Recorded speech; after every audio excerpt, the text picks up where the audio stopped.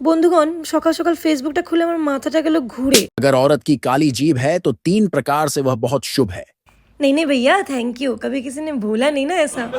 না মানে এত খুশি কোনোদিন হয়নি। ছোট থেকে মা বলতো তুই একটা অলক্ষী, তোর হাতে পায়ে লক্ষ্মী। মানে ऐसी औरत अगर सुख में या दुख में जो कुछ भी बोलती है वह भविष्य में सत्य हो जाता है। না না মানে সুখ তো আমার জীবনে কোনোদিন ছিলই না। আর দুঃখতে কত কাউকে অভিশাপ দিয়েছি, লাগলোই না। না না ভাইয়া, আমি না একজনকে অভিশাপ দিয়েছিলাম 4 তলা সিঁড়ি থেকে পড়ে যা। এই রিসেন্ট দেখলাম ঋষিকেশে বাঞ্জি করছে। नंबर 2, ऐसी औरत हर किसी की बातों में नहीं आती है। वह जो कुछ करती है अपने मन से करती है। না না ভাইয়া, নিজের মনের কথা শুনেই তো লোকের কথাতে এসে বারবার ফেঁসে যায়।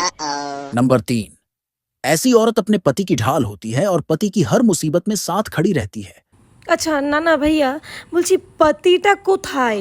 মানে পাতিটা তো নেই। আর যদি থাকতো তাহলে ও কি নিজের পায়ে দাঁড়াতে পারতো না আমাকে ছাড়া? হ্যাঁ।